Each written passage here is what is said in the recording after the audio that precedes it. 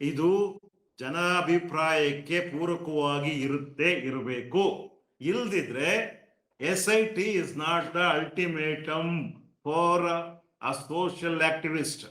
ನಾವು ಸತ್ಯ ಮತ್ತೆ ಧರ್ಮಕ್ಕೆ ಬದ್ಧವಾಗಿ ಯಾರ್ಯಾರು ಕೆಲಸ ಮಾಡ್ತಾರೆ ಅವ್ರಿಗೆ CBI ತನಿಖೆ ಮಾಡಿದಾಗ್ಲೂ ನಾವು ಅದರ ವಿರುದ್ಧವಾಗಿ ನಿಂತಿದ್ದೀವಲ್ಲ. ಅದು ಉಲ್ಟಾ ಬಂದಾಗ ಅದು ನಾವು ಮಾತ್ರ ಅಲ್ಲ, ಕೇರಳದಲ್ಲಿ 3 ಬಾರಿ CBI ಎನ್ಕ್ವೈರಿ ಮಾಡುತ್ತೆ. ಯಾಕೆ ಮಾಡುತ್ತೆ? ಅಲ್ಲಿಯ ಜನ ಅದನ್ನ 22 ವರ್ಷ ಕಾಯ್ದಿರಿಸ್ತಾರೆ ಆ ಹೋರಾಟವನ್ನ. ಕೊನೆಗೂ ಕೂಡ ಸತ್ಯವನ್ನ ಅವರು ಹೇಳಲೇಬೇಕಾದಂತಹ ಪ್ರಮೇಯ ಇರುತ್ತೆ CBI ಅವ್ರಿಗೆ. ಹಾಗೇನೆ ಇಲ್ಲೂ ಕೂಡ ಸೌಜನ್ಯಳ ಪ್ರಕರಣದಲ್ಲೂ ಕೂಡ ನಾನು ಏನ್ ಹೇಳ್ಬೋದು ಅಂತಂದ್ರೆ, ಈಗ ಆರೋಪಿಗಳು ಕಾರ್ಯಕರ್ತರನ್ನೇ ಆರೋಪಿಗಳನ್ನಾಗಿ ಮಾಡಿಬಿಟ್ಟಿದ್ದಾರೆ ಅಂತ ಯಾರಾದರೂ ಉಯಿಲೆಪ್ಸ್ತಾ ಇದ್ದಾರೆ ಅಥವಾ ಮಾಧ್ಯಮಗಳಲ್ಲಿ ಬರ್ತಾ ಇದ್ದಾರೆ ಅಂತಂದ್ರೆ ಅದು ತಪ್ಪದು. ನಮಸ್ತೆ ಸ್ನೇಹಿತರೆ, ಹ್ಯೂಮನ್ ರೈಟ್ಸ್ ನ್ಯೂಸ್ ಕನ್ನಡಕ್ಕೆ ಎಲ್ಲ ನಮ್ಮ ವೀಕ್ಷಕರಿಗೆ ಪ್ರೀತಿಪೂರ್ವಕವಾದ ಸ್ವಾಗತ. ನಮ್ಮೊಂದಿಗೆ ವಿಶೇಷ ಅತಿಥಿಯಾಗಿ ಒಡನಾಡಿ ಸಂಸ್ಥೆಯ ಸ್ಟ್ಯಾನ್ಲಿ ಸರ್ ಜಾಯ್ನ್ ಆಗಿದ್ದಾರೆ. ಅವರಿಗೆ ಕಾರ್ಯಕ್ರಮಕ್ಕೆ ವಿಶೇಷವಾದ ಸ್ವಾಗತ. ನಮಸ್ಕಾರ ಸರ್, ಕಾರ್ಯಕ್ರಮಕ್ಕೆ ಸ್ವಾಗತ. ನಮಸ್ಕಾರ ಪ್ರಶಾಂತ್. ಜನಸಾಮಾನ್ಯರ ಮನದಾಳದಲ್ಲಿ ನೂರಾರು ಪ್ರಶ್ನೆಗಳು, ನೂರಾರು ಉತ್ತರಗಳು, ನೂರಾರು ಹುಡುಕಾಟಗಳು ಶುರುವಾಗಿದೆ. ಒಂದೊಂದು ಮಾಧ್ಯಮ ಒಂದೊಂದು ರೀತಿಯಲ್ಲಿ ಸುದ್ದಿ ಮಾಡ್ತಾ ಇದೆ, ಒಂದೊಂದರಲ್ಲಿ ಒಂದೊಂದು ಅರ್ಥ ಹೊರಗೆ ಬರ್ತಾ ಇದೆ. ಒಬ್ಬೊಬ್ಬರು ಒಂದೊಂದು ರೀತಿಯಲ್ಲಿ ಮಾತನಾಡ್ತಾ ಇದ್ದಾರೆ. ಸತ್ಯ ಯಾವುದು ಸುಳ್ಳು ಯಾವುದು ಅಂತ ಅರ್ಥ ಮಾಡಿಕೊಳ್ಳಕ್ಕಾಗದಷ್ಟು ಕನ್ಫ್ಯೂಷನ್ಗೆ ಜನ ಒಳಗಾಗ್ತಾ ಇದ್ದಾರೆ ಈ ಧರ್ಮಸ್ಥಳ ಮತ್ತು ಈ ಸೌಜನ್ಯ ಪ್ರಕರಣಕ್ಕೆ ಸಂಬಂಧಪಟ್ಟು. ಒಡನಾಡಿ ಸಂಸ್ಥೆ ಸಾಕಷ್ಟು ನೈಜ ವಿಚಾರಗಳನ್ನೇ ಹೇಳ್ಕೊಂಡು ಬಂದಿರೋದ್ರಿಂದ ನಿಮ್ಮಲ್ಲಿ ಅದನ್ನು ಕೇಳ್ತಾ ಹೋಗ್ತೀನಿ. ಈಗ ಈ SIT ಬಗ್ಗೆ ತಾವು ಸಹ ಅದರ ಬಗ್ಗೆ ದೂರನ್ನು ಅಥವಾ ಸರಿಯಾಗಿ ನಡೆದುಕೊಳ್ತಿಲ್ಲ ಅಂತ ಹಿಂದೆ ನಮ್ಮ ಕೆಂಪಮ್ಮನ ಜೊತೆ ನಡೆದುಕೊಂಡ ವಿಷಯಕ್ಕೆ ಸಂಬಂಧಪಟ್ಟು ತಾವು ಹೇಳಿದ್ದೀರಿ. ಈಗ SIT ಹೋಗ್ತಾ ಇರೋ ಹಾದಿಯನ್ನು ಕಂಡಾಗ ತಮ್ಗೇನು ಅನಿಸ್ತಾ ಇದೆ? ನಮ್ಗೇನ್ ಅನ್ಸುತ್ತೆ,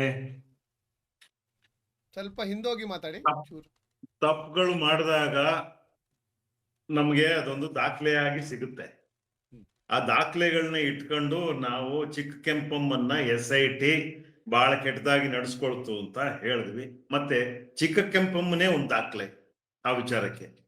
ಚಿಕ್ಕ ಕೆಂಪಮ್ಮನವರು ಬಂದು ನನ್ನ ಮೇಲೆ ಬಹಳ ಅವಮಾನಕರವಾಗಿ ನಡ್ಕೊಂಡ್ರು, ನನ್ನ ಆರೋಪಕ್ಕಿಂತಲೂ ಕೆಟ್ಟದಾಗಿ ನಡೆಸ್ಕೊಂಡ್ರು, ನಮ್ಮ ಎಲ್ಲಾ ಮೂಲಗಳನ್ನ ಹುಡ್ಕೊಂಡು ನಂಗೆ ಭಯ ಪಡಿಸಕ್ ಶುರು ಮಾಡಿದ್ರು. ಮಕ್ಕಳು ಮರಿಗಳು ಅಳಿಯಂದ್ರು ಎಲ್ಲರನ್ನೂ ತಲಾಶ್ ಮಾಡ್ತೀವಿ, ಹಂಗೆಲ್ಲ ಬಿಡಕ್ಕಾಗಲ್ಲ ಕಣಮ್ಮ, ನೀನ್ದೆಲ್ಲ ಅಲ್ಲಿ ಇಟ್ಕೋ, ಇದು SIT ಅಂತ ಯಾರೋ 1-2 ಜನ ಅಧಿಕಾರಿಗಳು ಬಹಳ ಪೊಗರು ತೋರ್ಸನ್ನ ಸ್ಪಷ್ಟವಾಗಿ ಅವ್ರು ಹೇಳಿದ್ರಿಂದ ನಾವು SIT ಅನ್ನ ಖಂಡಿಸಿದ್ದೀವಿ. ಅದರ ಅರ್ಥ SIT ಕೆಲಸನೇ ಮಾಡ್ತಾ ಇಲ್ಲ ಅಂತ ಹೇಳಕ್ ಬರೋದಿಲ್ಲ. ಯಾಕೆಂತಂದ್ರೆ SIT ಕೆಲಸ ಮಾಡಕ್ಕೆ ಸರ್ಕಾರ ಹಚ್ಚಿರೋದು, ಅವ್ರು ಮಾಡ್ಲೇಬೇಕು.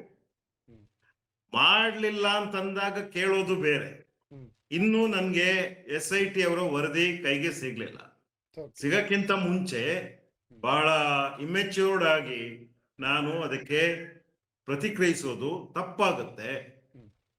ಜೊತೆಯಲ್ಲಿ ಒಳ್ಳೆ ಅಧಿಕಾರಿಗಳಿಗೂ ಕೂಡ ಕೆಲವರು ಸಮಸ್ಯೆ ಅಂದ್ರೆ ಅವ್ರಿಗೆ ಒಂದು ಸ್ವಲ್ಪ ಬೇಸರ ಆಗ್ಬೋದು. ಏನಪ್ಪ, ಒಳ್ಳೆ ಕೆಲಸಕ್ಕೆ ನನ್ನ ನಿಯೋಜಿಸಿದ್ರು ಕೂಡ ಜನರೇ ಸರಿಯಾಗಿ ನನ್ನ ಅರ್ಥ ಮಾಡ್ಕೊಳ್ತಾ ಇಲ್ವಾ ಅಂತ. ಯಾಕಂದ್ರೆ ಮೂಲತಃ ಎಲ್ಲರೂ ಮನುಷ್ಯರೇ ಆಗಿರೋದ್ರಿಂದ ಇಲ್ಲಿ ಹೌದು SIT ಹಳ ಹಿಡಿತಾ ಇದೆ ಅಂತ ಹೇಳುವಂಥದ್ದನ್ನ ನಾವು ಕೂಡ ಹೇಳ್ತಾ ಬಂದಿದ್ದೀವಿ. ಒಂದ್ ಸ್ವಲ್ಪ ಕಿವಿಯಿಂಡೋ ಕೆಲಸಗಳನ್ನ ಒಬ್ಬ ಸಾಮಾಜಿಕ ಕಾರ್ಯಕರ್ತ ಆಗಿಂದಾಗೆ ಮಾಡ್ಬೇಕಾಗತ್ತೆ. ಅದರರ್ಥ ನಾವು ಅದ್ರ ಸಂಪೂರ್ಣ ನಿಂತ್ಕೊಂಡ್ರೆ, ಉಲ್ಟಾ ನಿಂತ್ಕೊಂಡ್ರೆ ಕೆಲಸ ಮಾಡೋರು ಯಾರು ಅಂತ ಬೇಕಲ್ಲ. ನಾನ್ ಮಾಡಕ್ಕಾಗಲ್ಲ, ನೀವು ಮಾಡಕ್ಕಾಗಲ್ಲ, we are not the authority. ಈಗ ಚಿಕ್ಕದಾಗಿ ಮಾತಾಡ್ಕೊಳ್ತಾ ಹೋಗೋಣ, ಯಾಕಂದ್ರೆ ಸಮಯ ನಿಮ್ಗೂ ಅಭಾವ ಇದೆ ಮತ್ತೆ ಜನಗಳಿಗೂ ಸಹ ನೋಡೋರಿಗೆ ಇದಾಗ್ತದೆ. ಈಗ SIT ವರದಿಯನ್ನ ಸುಮಾರು 3923 ಪುಟಗಳ ವರದಿಯನ್ನ ಸಲ್ಲಿಸಿದೆ. ಓಕೆ, ಈ ವರದಿಯಲ್ಲಿ ಏನಿರಬಹುದು ಅನ್ನೋ ನಿಮ್ಮ ಅನಿಸಿಕೆ, ಅಷ್ಟೇ ಅನಿಸಿಕೆ ಏನಿರಬಹುದು, ಅಥವಾ ನೀವು ಮತ್ತೆ ಸ್ಟಡಿ ಮಾಡಿ ಹೇಳ್ಬಹುದು, ನಿಮ್ಗೆ ಏನಿರಬಹುದು, ಈ ಪ್ರಕರಣ ಸರಿಯಾಗಿ ಹಾದಿಯಲ್ಲಿ ಹೋಗ್ತಾ ಇದೆ ಅನ್ನೋದಕ್ಕೆ ಅದರಲ್ಲಿ ಏನೆಲ್ಲ ಇರಬೇಕಾಗತ್ತೆ ಅನ್ನೋದನ್ನ ಹೇಳಿ.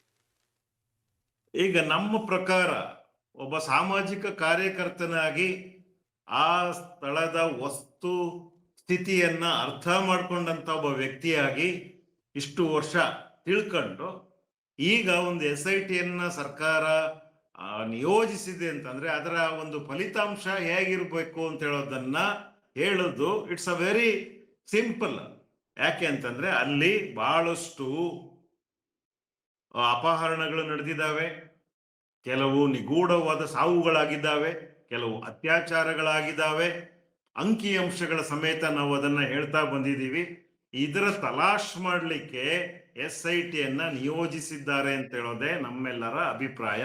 ಹಾಗಾಗಿ ಸತ್ಯಗಳು ನಡೆದಿವೆ ಅಂತ ಹೇಳೋದು ಒಂದು ಪಾಯಿಂಟು SITಲಿ ಇರಲೇಬೇಕಾಗುತ್ತೆ. ಆದ್ರೆ ಇದಕ್ಕೆಲ್ಲದಕ್ಕೂ ಸರಿಯಾದ ಒಂದು ದಾಖಲೆಗಳು ಅಥವಾ ಸಾಕ್ಷಿಗಳು ಲಭ್ಯವಿಲ್ಲ ಅಂತ ಹೇಳೋದನ್ನ ಬಹುಶಃ ಅವರು ಬರೆದಿರಬಹುದು. ಅಂದ್ರೆ ಒಂದು ಅಡ್ಗೋಡೆ ಮೇಲೆ ದೀಪ ಇಟ್ಟ ಹಾಗೆ ಕೆಲವು ಸಲ ತನಿಖಾ ವರದಿಗಳು ಇರೋದಕ್ಕೂ ಕೂಡ ಅವಕಾಶಗಳು ಇರ್ತವೆ. ಇವತ್ತಿನ ಒಂದು ಪ್ರಜಾಪ್ರಭುತ್ವ ನಾವು ಅರ್ಥ ಮಾಡ್ಕೊಂಡೆ. ಪ್ರಜಾಪ್ರಭುತ್ವದಲ್ಲಿ ಇವೆಲ್ಲ ನಡೆಸ್ಲಿಕ್ಕೆ ಇಲ್ಲಿ ಕಳ್ಳರಿಗೂ ಕೂಡ ಸಮಾನ ಅವಕಾಶಗಳು ಇದಾವೆ. ಹಾಗಾಗಿ ಇಲ್ಲಿ ಇಂಥದ್ನೇ ಬರ್ದಿರ್ಬೋದು ಅಂತ ನಾವು ಊಹಿಸ್ಕೊಳ್ಳಕ್ಕೆ ನಮಗೆ ಏನು ಇಂದ್ರಿಯ ಇನ್ನು ನಮ್ಗೆ ಸಿಗ್ಲಿಲ್ಲ. ಅಂದ್ರೆ ದಾಖಲೆಗಳೇ ಇಲ್ಲದೆ ನಾನೇ ಊಹಿಸ್ಕೊಳ್ಳುವಂಥದ್ದು ತಪ್ಪಾಗತ್ತೆ. ಆದ್ರೂ ನನ್ನ ಆಶಯ ಇದು ಜನಾಭಿಪ್ರಾಯಕ್ಕೆ ಪೂರಕವಾಗಿ ಇರಬೇಕು. ಇಲ್ದಿದ್ರೆ SIT is not the ultimatum for a social activist. ನಾವು ಸತ್ಯ ಮತ್ತೆ ಧರ್ಮಕ್ಕೆ ಬದ್ಧವಾಗಿ ಯಾರ್ಯಾರು ಕೆಲಸ ಮಾಡ್ತಾರೆ ಅವ್ರಿಗೆ CBI ತನಿಖೆ ಮಾಡಿದಾಗ್ಲೂ ನಾವು ಅದರ ವಿರುದ್ಧವಾಗಿ ನಿಂತಿದ್ದೀವಲ್ಲ. ಅದು ಉಲ್ಟಾ ಬಂದಾಗ ಅದು ನಾವು ಮಾತ್ರ ಅಲ್ಲ, ಕೇರಳದಲ್ಲಿ 3 ಬಾರಿ CBI ಎನ್ಕ್ವೈರಿ ಮಾಡುತ್ತೆ. ಯಾಕೆ ಮಾಡುತ್ತೆ? ಅಲ್ಲಿಯ ಜನ ಅದನ್ನ 22 ವರ್ಷ ಕಾಯ್ದಿರಿಸ್ತಾರೆ ಆ ಹೋರಾಟವನ್ನ. ಕೊನೆಗೂ ಕೂಡ ಸತ್ಯವನ್ನ ಅವರು ಹೇಳಲೇಬೇಕಾದಂತಹ ಪ್ರಮೇಯ ಇರುತ್ತೆ CBI ಅವ್ರಿಗೆ. ಹಾಗೇನೆ ಇಲ್ಲೂ ಕೂಡ ಸೌಜನ್ಯಳ ಪ್ರಕರಣದಲ್ಲೂ ಕೂಡ ನಾನು ಏನ್ ಹೇಳ್ಬೋದು ಅಂತಂದ್ರೆ, ಈಗ ಆರೋಪಿಗಳು ಕಾರ್ಯಕರ್ತರನ್ನೇ ಆರೋಪಿಗಳನ್ನಾಗಿ ಮಾಡಿಬಿಟ್ಟಿದ್ದಾರೆ ಅಂತ ಯಾರಾದ್ರೂ ಉಯಿಲೆಪ್ಸ್ತಾ ಇದ್ದಾರೆ ಅಥವಾ ಮಾಧ್ಯಮಗಳಲ್ಲಿ ಬರ್ತಾ ಇದ್ದಾರೆ ಅಂತಂದ್ರೆ ಅದು ತಪ್ಪದು. ಅದಕ್ಕೆ ನಮ್ಗೆ ಆಧಾರ ಬೇಕು. ವೇರ್ ಇಸ್ ದ FIR ಇಲ್ದೇನೆ ನಾನು ಮಾತಾಡಿದ್ರೆ ನಮ್ಮ ಸಹವರ್ತಿಗಳು ಅಂದ್ರೆ ಸಹ ಹೋರಾಟಗಾರರಾದಂತ ತಿಮ್ರೋಡಿ ಅವರಾಗ್ಬೋದು, ಮಟ್ಟಣ್ಣನವರಾಗ್ಬೋದು, ಅವರು ನನ್ನ ತಪ್ಪು ತಿಳ್ಕೊಳಕ್ಕೂ ಚಾನ್ಸಸ್ ಇರುತ್ತಲ್ವಾ. FIR ಇಲ್ಲದೆ ಆರೋಪಿ ಮಾಡ್ಬಿಟ್ಟಿದ್ದಾರೆ ನಮ್ಮನ್ನ ಅಂತ ಹೇಳುವಂಥದ್ದು. ಆರೋಪಿ ಅನ್ನಬೇಕಾದ್ರೆ FIR ಇಸ್ ಮಸ್ಟ್. ಅದನ್ನ ನ್ಯಾಯಾಲಯ ಕೊಡೋದಲ್ಲ ಇವ್ರಿಗೆ FIR ಹಾಕ್ಲಿಕ್ಕೆ. ಯಾಕಂತಂದ್ರೆ ಇವರಿಗೆ ಪೊಲೀಸ್ ಸ್ಟೇಷನ್ ನ ಒಂದು ಅಸ್ಮಿತೆ ಇದೆ. ಯಾರಿಗೆ? SIT ಅವ್ರಿಗೆ. ಅವರೇ FIR ಹಾಕ್ಬೇಕು. FIR ಇನ್ನೂ ಕೈಗೆ ಬಂದಿಲ್ಲ ಅಥವಾ ಇನ್ನೂ 10 ದಿವಸ ಆದ್ಮೇಲೆ FIR ಹಾಕ್ತಾರೆ ಅಂತಂದ್ರೆ ಅದು ಒಂದು ಊಹಾಪೋಹ ಅಷ್ಟೇ ಅಂತಾನೆ ನಾವು ತಿಳ್ಕೋಬೇಕು. ಅವರ್ ಆಕ್ಟಿವಿಸ್ಟ್. ಈಗ ಮುಂದಿನ ಪ್ರಶ್ನೆ ಚಿಕ್ಕದಾಗಿ ಕೇಳ್ತಾ ಹೋಗ್ತೀನಿ. ಈಗ ಈ ಏನು 6 ಜನ ಅಧಿಕಾರಿಗಳಿದ್ದಾರೆ, SIT ಅಧಿಕಾರಿಗಳಿದ್ದಾರೆ, ಅವರಿಗೆ ಸಂಬಂಧಪಟ್ಟು ರಾಜ್ಯಪಾಲರಿಗೆ ಇದೇ ಹೋರಾಟಗಾರರು ದೂರನ್ನು ಕೊಟ್ಟಿದ್ದಾರೆ. ಮಹೇಶ್ ಶೆಟ್ಟಿ ತಿಮ್ರೋಡಿ ಆಗಿರ್ಬೋದು, ಜಯಂತ್ ಟಿ ಆಗಿರ್ಬೋದು, ಗಿರೀಶ್ ಮಟ್ಟಣ್ಣವರಾಗಿರ್ಬೋದು, ಸೌಜನ್ಯ ಮಾವ ವಿಠಲ್ ಗೌಡ್ರು ಇರ್ಬೋದು. ಈ 6 ಜನ ಅಧಿಕಾರಿಗಳ ಮೇಲೆ ಗಂಭೀರ ಆರೋಪ ಮಾಡಿ ಅವರ ಮೇಲೆ ದೂರನ್ನು ಕೊಟ್ಟಿದ್ದಾರೆ. ಮತ್ತು ಸತತವಾಗಿ ಇವರ ಮೇಲೆ ಯಾರು ಜಯಂತ್ ಟಿ ಅನ್ನುವ ವ್ಯಕ್ತಿ ಹೋರಾಟಗಾರರ ಮೇಲೆ ಸತತವಾಗಿ ಚೆನ್ನೈನ ಮೂಲಕ ಹೊಡೆಸಿದ್ದಾರೆ ಅನ್ನುವಂಥ ದೂರಿನಲ್ಲಿ ಉಲ್ಲೇಖ ಇದೆ. ಚೆನ್ನೈನ ಮೂಲಕ ನಾನು ನೇರವಾಗಿ ಅವ್ರ ಹತ್ರ ಸಂಪರ್ಕ ಮಾಡಿ ಆ ವಿಚಾರವನ್ನು ಕೇಳಿದ್ದೇನೆ. ಅದನ್ನು ಅವ್ರು ಹೇಳಿದ್ರು, ಹೀಗೀಗೆ ಹೊಡೆಸಿದ್ದಾರೆ, ಆ ಸಮಯದಲ್ಲಿ ಯಾರಿದ್ರು ಅಲ್ಲಿ, ಆ ಅಧಿಕಾರಿಗಳು ನಿಂತ್ಕೊಂಡು ನೋಡ್ತಾ ಇದ್ರು ಅನ್ನೋದನ್ನು ಸಹ ಹೇಳಿದ್ದಾರೆ. ಈ ಬಗ್ಗೆ ಇದು SITಗೆ ಇದು ಒಂದು ಒಳ್ಳೆ ಇದನ್ನು ತಂದು ಕೊಡ್ತದ ಅಂತ? ಕೊಡಲ್ಲ. ಅದ್ರಲ್ಲೇನಿದೆ? ಒಳ್ಳೆಯ ಅದರ ಘನತೆಯನ್ನ ಕುಂದಿಸುವಂತ ಕೆಲಸವನ್ನೇ ಅಲ್ಲಿ ಅದರೊಳಗಿರುವ ಅಧಿಕಾರಿಗಳು ಮಾಡಿರ್ತಾರೆ. ಆದ್ರೆ ನನ್ನ ಒಂದು ವಿಚಾರ ಇದು ಎಷ್ಟು ಹಿತ ಅಂತ ಅನ್ಸುತ್ತೆ ಅಂತ ನನ್ಗೆ ಗೊತ್ತಿಲ್ಲ. ಈಗ ಹೊಡೆದ ಮೇಲೆ ಇಮಿಡಿಯೇಟ್ ಆಗಿ FIR ಮಾಡಿಸ್ಬೇಕಲ್ವಾ? ಅಥವಾ SIT ಅವರು ಕೆಟ್ಟದಾಗಿ ನಡ್ಕೊಂಡಿದ್ದಕ್ಕೆ ಚಿಕ್ಕ ಕೆಂಪಮ್ಮ ಇಮ್ಮಿಡಿಯೇಟ್ ಆಗಿ ಅಲ್ಲೇ ಪ್ರತಿಭಟಿಸಿದ್ದಾರೆ. ಆಮೇಲೆ ನಾವು ಕೂಡ ಅದನ್ನ ಬಹಳ ತುರ್ತಾಗಿ ತಕೊಂಡು ಪ್ರತಿ ವೆರಿ ನೆಕ್ಸ್ಟ್ ಡೇ ನಾವು ಅದನ್ನ ಇಶ್ಯೂ ಮಾಡಿದ್ದೀವಿ. ಈಗ ಬರೋದು ಸಮಸ್ಯೆ ಏನಂತ ಮಾಡಿರ್ತಾರೆ, ಇಲ್ಲ ಅಂತಲ್ಲ, ಆದ್ರೆ ಯಾಕೆ ಇಷ್ಟು ವಿಳಂಬ ಮಾಡಿದ್ವಿ ಅಂತ ಹೇಳೋದು ಬರುತ್ತಲ್ಲ.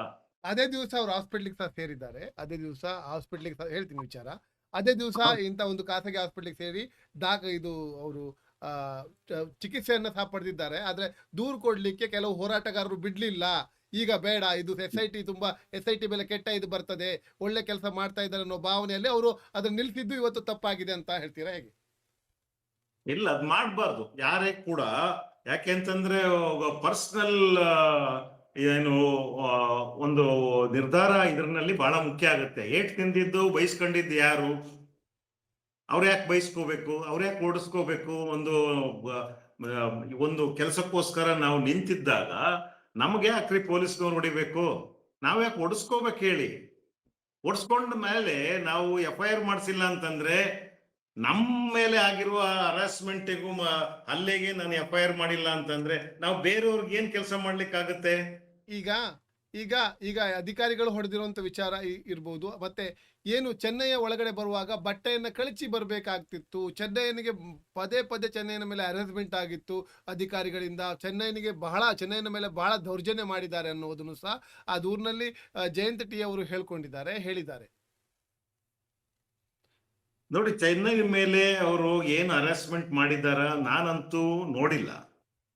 ಜಯಂತ್ ಅವರು ಹೇಳಿದ್ದಿದ್ರೆ, ಜಯಂತ್ ಟಿ ಅವರು ಹೇಳಿದ್ದಿದ್ರೆ ಅವರು ಅದನ್ನ FIR ಮಾಡಿಸ್ಬೇಕಾಗಿತ್ತು. ಇದನ್ನ ನಾನು ಮತ್ತೆ ಹೇಳೋದು ಯಾಕೆಂತಂದ್ರೆ ಕಾನೂನಿನ ಪ್ರಕ್ರಿಯೆಗೆ FIR ಮುಖ್ಯ ಆಗುತ್ತೆ.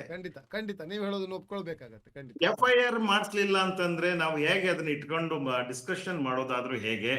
ಈಗ ಈ ಚಿನ್ನಯ್ಯನಿಗೆ ಹೊಡೆದಿದ್ದಕ್ಕೆ ಚಿನ್ನಯ್ಯ ತಾನೇ ಪ್ರತಿಭಟಿಸ್ಬೇಕು, ಮತ್ತೆ ಅವನೇ ತಾನೇ FIR ಮಾಡಿಸ್ಬೇಕು. ನನ್ನ ಈ ತೊಂದರೆ ಕೊಡ್ತಾ ಇದ್ದಾರೆ ಯಾಕಂದ್ರೆ ಅವನಿಗೊಂದು ಮುಕ್ತವಾದಂತ ಅವಕಾಶಗಳು ಕೆಲವೊಂದು ಬಾರಿ ಸಿಕ್ಕಿದಾಗ ಅವನು ಅದನ್ನ ಹೇಳ್ಕೊಳ್ಳೇ ಇಲ್ಲ ಅಂತಂದ್ರೆ ಅವ್ನು ಹೊಡೆದಿದ್ದನ್ನ ಅವನು ಮುತ್ತು ಕೊಟ್ಟಿದ್ದಾರೆ ಅಂತ ಹೇಳೋ ರೀತಿಯಲ್ಲಿ ಉಳ್ಕೊಂಡ್ರೆ how can you help him? ಅಲ್ವಾ? ಇದು ಯೋಚನೆ ಮಾಡಬೇಕಾದಂತ ವಿಚಾರ. ಯಾರು ಏಟ್ ತಿಂದಿದ್ದಾರೆ, ಬಯಸ್ಕೊಂಡಿದ್ದಾರೆ, ಯಾರ ಘನತೆ ಕುಗ್ಗಿದೆ SIT ಅಧಿಕಾರಿಗಳಿಂದ, ಆತನೇ ಈ ವಿಚಾರದಲ್ಲಿ, ಈ ಕ್ರೈಮ್ ಅಲ್ಲಿ ಮೊದಲು ಇನ್ಫಾರ್ಮೇಶನ್ ಕೊಟ್ಟು ಒಂದು FIR ಅನ್ನ ಮಾಡಿಸ್ತಕ್ಕದ್ದು. ಅದಕ್ಕೆ ಪೂರಕವಾಗಿ ನಾವೇನಾದ್ರೂ ಕೆಲಸ ಮಾಡ್ಬೇಕು. ಬಿಟ್ರೆ ನಾವೇ ಅದನ್ನ ಹೇಳ್ತಾ ಹೋಗೋದ್ರಲ್ಲಿ ಅದು ತುಂಬಾ ಅಸಮಂಜಸ ಅಂತ ಅನ್ಸುತ್ತೆ. ಅಷ್ಟು ಸುಲಭದಲ್ಲಿ ದೊಡ್ಡವರನ್ನ ಮುಟ್ಲಿಕ್ಕೆ ಆಗ್ತದೆ ಅಂತ ಅನಿಸ್ತದೆ ಯಾವುದೇ ಅಧಿಕಾರಿಗಳಿಗಾಗ್ಲಿ. ಒಂದು ಯಾಕಾಗಲ್ಲ? ನೋಟಿಸ್ ಕೊಡ್ಲಿಕ್ಕೂ ಆಗ್ಲಿಲ್ಲ. ಇಲ್ಲ. ಈಗ SIT ಯನ್ನೇ ರಚಿಸಿದ್ದೇವೆ ಅಂತಂದ್ರೆ ಯಾವುದೋ ಒಂದು ಹೋರಾಟದ ಮೂಲಕ. ಮತ್ತೆ ಈಗ ಚಿಕ್ಕ ಕೆಂಪಮ್ಮನಿಗೆ ಆ ಶಕ್ತಿ ಇತ್ತಲ್ಲ. ಚಿಕ್ಕ ಕೆಂಪಮ್ಮ ಪ್ರತಿಭಟಿಸಲಾಗಿ ಅಲ್ಲಿದ್ದಂತ ಮಂಜುನಾಥ್ ಗೌಡ ಅಂತ ಹೇಳುವ ಅಧಿಕಾರಿಯನ್ನ ಅಲ್ಲಿಂದ ಮೊದಲು ಕಿತ್ತು ಅವರನ್ನ ಏನು ಬಡ್ತಿ ಕೊಟ್ರೋ ಬಿಟ್ರೋ ಅದು ಬೇರೆ ವಿಚಾರ ಬಿಡಿ. ಆದ್ರೆ ಅವರನ್ನ ಅಲ್ಲಿಂದ ವಾಪಸ್ ಸಿರ್ಸಿಗೆ ಕಳಿಸಿದ್ರ? ಇದು ನಡಿಲಿಕ್ಕೆ ಸಾಧ್ಯತೆಗಳು ಇದೆ, ಇಲ್ಲ ಅಂತ ಏನಿಲ್ಲ. ಆದ್ರೆ ಆ ಕ್ಷಣದಲ್ಲಿ ಪ್ರತಿಭಟಿಸುವಂಥದ್ದು ಜೊತೆಯಲ್ಲಿ ನಮ್ಮವರು ತಮ್ಮವರು ಅಂತ ನಾವು ಲೆಕ್ಕಾಚಾರ ಹಾಕಿ ಈ ಒಂದು ಹೋರಾಟ ಮಾಡ್ತಾ ಹೋದಾಗ ಸಮಸ್ಯೆ ಆಗುತ್ತೆ ಪ್ರಶಾಂತ್. ಇಲ್ಲಿ ಸಮಸ್ಯೆ ಯಾರೇ ಮಾಡಿದ್ರೂ ಕೂಡ ಅದನ್ನ ನಾವು ವಿರೋಧಿಸುವಂಥದ್ದು, ನೈತಿಕವಾಗಿ ವಿರೋಧಿಸುವಂಥದ್ದು. ಮತ್ತೆ ಅದರರ್ಥ ನಾವು ಬೇರೆ ಆಗ್ಬಿಟ್ಟಿದೀವಿ ಅಂತಲ್ಲ. ಸತ್ಯ ಮಾರ್ಗದಲ್ಲಿ ಹೋಗ್ಬೇಕಲ್ಲ ಎಲ್ರೂ ಕೂಡ. ಸ್ವಲ್ಪ ವಿಳಂಬ ಆಗ್ಬೋದು, ಆದ್ರೆ ಯಾರು ಹೇಳ್ತಿಲ್ಲ ಅಂದ್ರೆ ಯಾಕೆ ಹೇಳಿಲ್ಲ ಅಂತ ನಾನು ಕೇಳ್ತಾ ಇದ್ದೇನಪ್ಪ. ಈಗ ಅದನ್ನ ಅವರು ತಪ್ಪು ತಿಳ್ಕೊಂಡ್ರೆ ನಾನೇನು ಮಾಡ್ಲಿಕ್ಕೆ ಆಗೋದಿಲ್ಲ. ಯಾಕೆ FIR ಮಾಡಿಸ್ಲಿಲ್ಲ ಅಂತ ಕೇಳಿದ್ರೆ ಅವರು ನಮ್ಮ ವಿರುದ್ಧ ನಿಂತ್ಬಿಟ್ಟಿದ್ದಾರೆ ಅಂತ ಹೇಳಕ್ ಆಗಲ್ಲ. ವೆರಿ ಕಾಮನ್ ಮ್ಯಾನ್ ಕೇಳುವಂಥದ್ದು. ಈಗ ಮುಂದಿನ ಪ್ರಶ್ನೆಗೆ ಹೋಗೋಣ. ಯಾಕಂದ್ರೆ ಸಮಯದ ಅಭಾವ ನಿಮ್ಗಿರೋದ್ರಿಂದ, ಆಗ ಮತ್ತೆ ಚಿಕ್ಕದಾಗಿ ಮಾಡೋ ಉದ್ದೇಶ ಇರೋದ್ರಿಂದ ಈಗ ಒಡನಾಡಿ ಸಂಸ್ಥೆ ಹೋರಾಟ ಮಾಡ್ತಾ ಇದೆ. ಮತ್ತೆ ನಮ್ಮ ನಾಗರಿಕ ಸೇವಾ ಟ್ರಸ್ಟ್ ಹೋರಾಟ ಮಾಡ್ತಾ ಇದೆ. ಮಹೇಶ್ ಶೆಟ್ಟರ ಒಂದು ತಂಡ ಒಂದು ದೊಡ್ಡ ಇಲ್ಲಿ ಜನಸಮೂಹ ಅವರೊಟ್ಟಿಗೆ ನಿಂತು ಅವರು ಹೋರಾಟ ಮಾಡ್ತಾ ಇದ್ದಾರೆ. ಈಗ ಏನು ಕೊಂದವರು ಯಾರು ಎನ್ನುವಂತ ಒಂದು ತಂಡ ಸಹ ಹೋರಾಟ ಮಾಡ್ತಾ ಇದೆ. ಇನ್ನು ಹೇಳಲಿಕ್ಕೆ ಸಾಕಷ್ಟು ಜನ ಕರ್ನಾಟಕದಿಂದ ಇದಕ್ಕೆ ಒಬ್ಬರೊಬ್ರು ಜಾಯಿನ್ ಆಗ್ತಾ ಇದ್ದಾರೆ. ಇಡೀ ಕರ್ನಾಟಕದಾದ್ಯಂತ ತೆಗೆದುಕೊಂಡು ಹೋದಂತ ಒಂದು ಇದಕ್ಕೆ ಒಡನಾಡಿ ಸಹ ಮುಖ್ಯ ಇದರಲ್ಲಿ ಬರ್ತದೆ. ಈಗಿರುವಾಗ ಒಡನಾಡಿಯವರ ಮುಂದಿನ ಪ್ರಕ್ರಿಯೆ ಈ ಈ SITಯ ಮೇಲೆ ಯಾವ ತರದ ಒತ್ತಡ ತರಲಿಕ್ಕೆ ನೀವು ನಿರ್ಧಾರ ಮಾಡ್ತೀರಾ ಅಂತ? ನೋಡಿ ಪ್ರಶಾಂತ್, ಹೋರಾಟ ಅನ್ನುವಂಥದ್ದು ಒಂದು ನದಿ ಇದ್ದ ಹಾಗೆ ಹರಿತಾನೆ ಇರುತ್ತೆ. ಕೆಲವು ಕಡೆ ಅದು ಬೋರ್ಗರಿತಾ ಇರುತ್ತೆ. ಓಹೋ, ಬೋರ್ಗರಿತಾ ಇದೆ, ಜಲಪಾತ ಅಂತ ಕರಿತೇವೆ. ಕೆಲವು ಕಡೆ ತಿರುವುಗಳನ್ನ ದಾಟಿಕೊಂಡು ಅದು ಪಾಡಿಗೆ ಅದು ಹೋಗ್ತಾ ಇರುವಂತದ್ದು ಹೋರಾಟ. ಕೆಲವು ಕಡೆ ಧುಮುಕುತ್ತೆ, ಕೆಲವು ಕಡೆ ಪ್ರಶಾಂತವಾಗಿರುತ್ತೆ, ಕೆಲವು ಕಡೆ ಕಿರಿದಾಗಿರುತ್ತೆ, ಕೆಲವು ಕಡೆ ಹಿರಿದಾಗಿರುತ್ತೆ. ಒಟ್ನಲ್ಲಿ ನದಿ ಹರಿತಾನೇ ಇರುತ್ತೆ, ಕಡಲು ಸೇರುವ ತನಕ ಹರಿಯುತ್ತೆ. ನಮಗೆ ನ್ಯಾಯ ಸಿಗುವ ತನಕ ಈ ಹೋರಾಟ ನಿಶ್ಚಿತ ನಡೆಯುತ್ತೆ. ಇಲ್ಲಿ SITನೂ ಅಮುಖ್ಯ, ನಮ್ಗೆ CBI ಅಮುಖ್ಯ, ನ್ಯಾಯ ಅಷ್ಟೇ ಮುಖ್ಯ. ಇಲ್ಲಿ ಯಾರು ಬಂದ್ ಕೆಲಸ ಮಾಡ್ತಾರೆ, ಸರ್ಕಾರದ ಇನ್ಸ್ಟ್ರೂಮೆಂಟ್ಸ್ ಆಗಿ ಬಂದ್ ಕೆಲಸ ಮಾಡ್ತಾರೆ, ಅವರನ್ನ ನಾವು ಒಳ್ಳೆ ರೀತಿಯಲ್ಲಿ ಕಾಣ್ತಾ ಇರ್ತೀವಿ. ಮಾಡ್ಲಿಲ್ಲ ಅಂತಂದ್ರೆ ಮತ್ತೆ ಮಾಡಿಸ್ತೀವಿ, ಮತ್ತೆ ಹೋರಾಟ ಮಾಡಿಸ್ತೀವಿ. ಈಗ ನಮ್ಮ ಹೋರಾಟ ನಿರಂತರವಾಗಿದೆ. ಈಗ ಮುಂದಿನ ತಿಂಗಳು 13ನೇ ತಾರೀಕಿಗೆ ನಾವು ಇಲ್ಲಿ ಒಂದು ವಿಚಾರ ಸಂಕಿರಣವನ್ನ ಇಡ್ತಾ ಇದ್ದೇವೆ. ಏನಕ್ಕೋಸ್ಕರ? ಈ ಹೋರಾಟವನ್ನ ಮುಂದುವರಿಸ್ಲಿಕ್ಕೋಸ್ಕರನೇ. ಕೆಲಸ ಇಲ್ಲ, ನಮ್ ಬಹಳ ಟೈಮ್ ಇದೆ ಅಂತಲ್ಲ. ಈ ಹೋರಾಟವನ್ನ ಜೀವಂತವಾಗಿ ಇಡುವಂಥದ್ದು ಆಗ್ಲೇಬೇಕು. ಸರ್ಕಾರವನ್ನ ಕೇಳುವಂತ ಕೆಲಸವನ್ನ ಪ್ರತಿ ನಾಗರಿಕ ಮಾಡ್ಲೇಬೇಕು. ಹಾಗಾಗಿ ಇವತ್ತು ಅಲ್ಲಿಯ ಭೂ ಹಗರಣಗಳಿಗೂ ಅತ್ಯಾಚಾರಕ್ಕಾಗ್ಲಿ ಅಪಹರಣಕ್ಕಾಗ್ಲಿ ಒಂದು ಲಿಂಕ್ ಇರೋದ್ರಿಂದ ಈ ಅಷ್ಟು ಅಪವಿತ್ರವಾದಂತ ಅನೈತಿಕವಾದಂತ ಸಂಪತ್ತಿನ ಕ್ರೋಢೀಕರಣ ಮತ್ತೆ ಭೂಗಳ್ಳತನಕ್ಕೆ ರಕ್ತದ ಲೇಪನ ಇರೋದ್ರಿಂದ, ಸ್ಪಷ್ಟವಾಗಿ ಹೇಳ್ತಾ ಇದ್ದೀನಿ, ರಕ್ತದ ಲೇಪನ ಇರೋದ್ರಿಂದ ಇದನ್ನ ನಾವು ವಿಭಜಿಸಿ ನೋಡ್ಲಿಕ್ಕೆ ಆಗದೇ ಇರುವಂತ ಸ್ಥಿತಿ ಇರೋದ್ರಿಂದ ಡಿಸೆಂಬರ್ 13ಕ್ಕೆ ಒಂದು ವಿಚಾರ ಸಂಕಿರಣವನ್ನ ಮೈಸೂರಿನಲ್ಲಿ ಅಷ್ಟು ಸಮಾನ ಮನಸ್ಕ ಸಂಘಟನೆಗಳು, ಸಂಘ ಸಂಸ್ಥೆಗಳು, ವ್ಯಕ್ತಿಗಳೆಲ್ಲರೂ ಸೇರಿ ಆಯೋಜಿಸ್ತಾ ಇರುವಂತದ್ದು. ಮತ್ತೆ ಅದರ ಉದ್ದೇಶ ಸ್ಥಳೀಯವಾದಂತಹ ನಾಯಕತ್ವವನ್ನ ಬಲಪಡಿಸುವುದಷ್ಟೇ ನಮ್ಮ ಕೆಲಸ ಆಗ್ತದೆ. ಮತ್ತೆ ಅದನ್ನ ಇಡೀ ಕರ್ನಾಟಕಕ್ಕೆ ಪ್ರಚಾರ ಮಾಡುವಂಥದ್ದು. ಇದನ್ನ ನಿರ್ಭೀತಿಯಿಂದ ಹೇಳ್ತೇನೆ, ಸತ್ಯದ ಮಾರ್ಗದಲ್ಲಿ ಇರೋದ್ರಿಂದ. ಇದು ನಮ್ಮ ಮುಂದಿನ ಹೋರಾಟ. SIT, let the SIT give its final ಕೊಟ್ಟಾಗಿದೆ ಅಲ್ವಾ, ಅದೇನು ಅಂತ ಹೇಳೋದನ್ನ ಹೊರಗಡೆ ಬರ್ಲಿ. ತದನಂತರದಲ್ಲಿ FIR ಯಾಕೆ ಮಾಡಿದ್ದಾರೆ ಅಂತ ಹೇಳೋದನ್ನು ನಾವು ತಟ್ಟಿ ಕೇಳ್ತೇವೆ.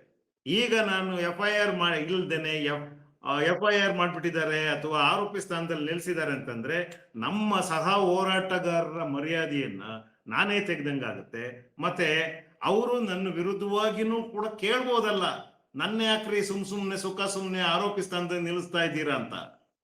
ಇದು ಒಬ್ಬ ಮೆಚ್ಯೂರ್ಡ್ ಕಾರ್ಯಕರ್ತ ಮಾಡುವಂತ ಕೆಲಸ ಅಲ್ಲ ಅಂತ ನಾನು ಭಾವಿಸಿ, ಮತ್ತೆ ಅವ್ರ ಮೇಲೆ ಗೌರವ ಇಟ್ಕೊಂಡು, ನಾನು ಯಾರ ಮೇಲೆ ಈ ಹೋರಾಟವನ್ನು ನಡೆಸ್ಕೊಂಡು ಬರುವಂತ ಎಲ್ಲ ನನ್ನ ಸಹೋದರರು ಯಾರಿದ್ದಾರೆ ಅವ್ರ ಮೇಲೆ ಗೌರವ ಇಟ್ಟೇ ಈ ಮಾತನ್ನ ಹೇಳ್ತಾ ಇರುವಂತದ್ದು. ಇದನ್ನ ಸ್ಪಷ್ಟವಾಗಿ ನೀವು ತಿಳ್ಕೊಂಡ್ರೆ ಒಳ್ಳೇದು ಅಂತ ಅನ್ಸುತ್ತೆ. ಆಗ್ಲಿ, ನಾನು ಜನಸಾಮಾನ್ಯರ ಜನರಿಗೆ ಸಂಬಂಧಪಟ್ಟ ಪ್ರಶ್ನೆಯನ್ನ ಮಾತ್ರ ಕೇಳೋದು. ನನ್ನ ಅಭಿಪ್ರಾಯವನ್ನ ಇಲ್ಲಿ ಹೇಳಲಿಕ್ಕೆ ಆಗೋದಿಲ್ಲ. ಹಾಗಾಗಿ ನಿಮ್ಮ ಎಲ್ಲ ಒಂದು ಇದಕ್ಕೆ ಏನು ಹೋರಾಟದ ಮನೋಭಾವನೆ ಉತ್ತರಕ್ಕೆ ನಾನು ಅದನ್ನ ಒಪ್ಕೊಳ್ತಾ ಟೈಮ್ ಆಯ್ತು. ಕೇಳಲಿಕ್ಕಿಂತ ಮುಂಚೆ ನಂದು ಒಂದು ವಿಚಾರವನ್ನ ಸೇರಿಸ್ತೇನೆ.